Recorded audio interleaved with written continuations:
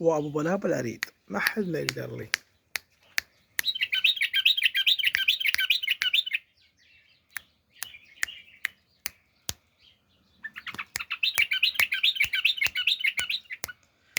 انا عندي يجي بلبل خليه يشوفنا. وتحياتي للجميع. هذا البلبل اسمه كوكو.